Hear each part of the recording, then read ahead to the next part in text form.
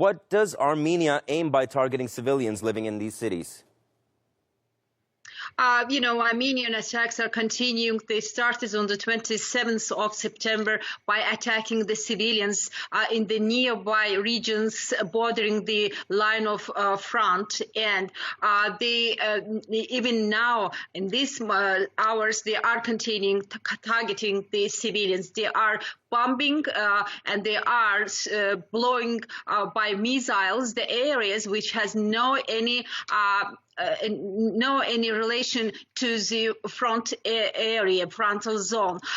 They targeted the Azerbaijani city Mingəçevir, which is a very strategic city.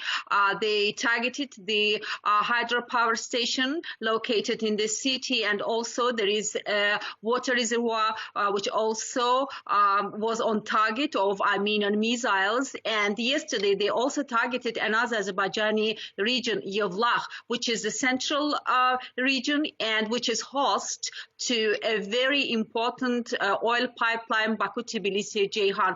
So the key objective of Armenian troops now to attract the attention of the international community and to hurt these pipelines, to take them under control in this way, and of course to paralyze the system. The Azerbaijani government has already applied to the international community saying that now the international energy security is under threat and Armenia should be stopped. Armenia has no any peace intention, as we see. They are unwilling to stop the attacks, and Azerbaijani army is also continuing to retaliate these attacks.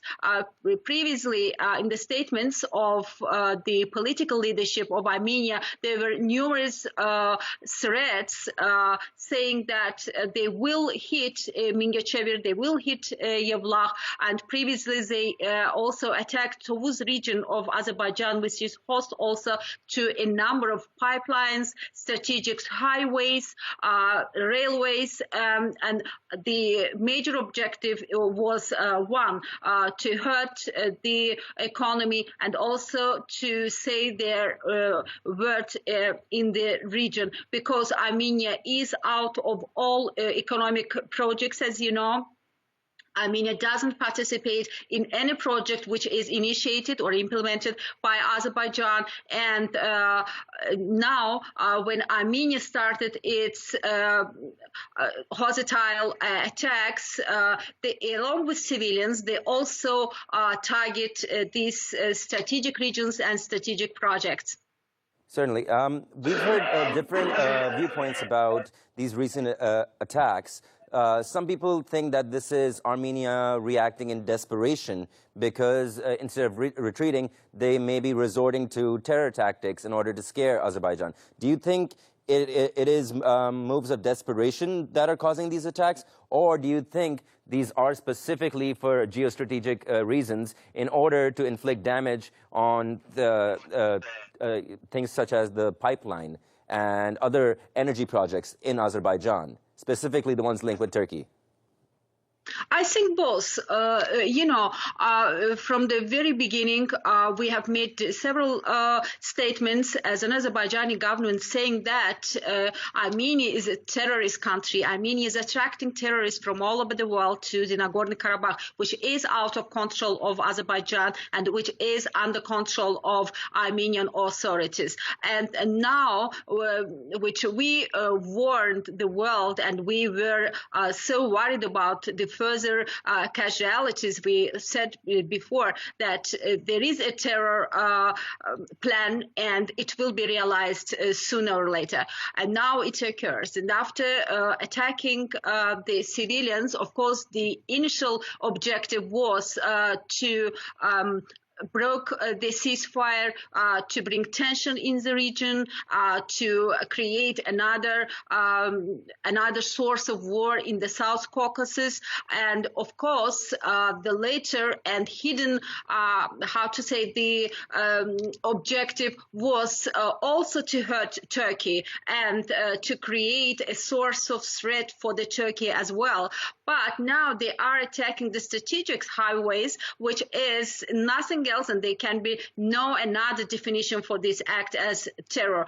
And before we made, and Azerbaijani side also called on for the international community that this is really a terror attack, and this terror attack should be stopped because, Armenia first wanted to show its power, its strength of power, army, but it failed. Azerbaijani army prevails in the fighting, so we are dominating in this war, and they now understand that they are defeated because each day the Defense Ministry of Azerbaijan makes announcements saying that the areas were freed from occupants.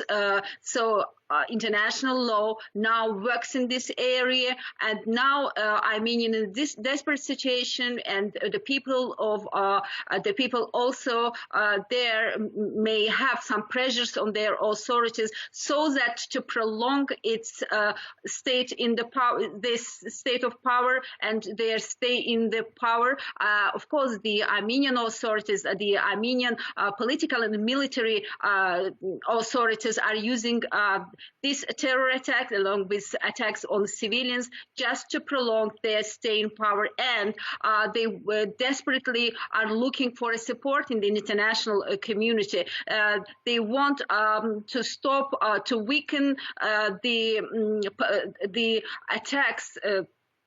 The defensive actions of the Azerbaijani army, and by this way to attract the attention of international community, so that to strengthen their position, that might be somehow to gain a post in the military operations for them.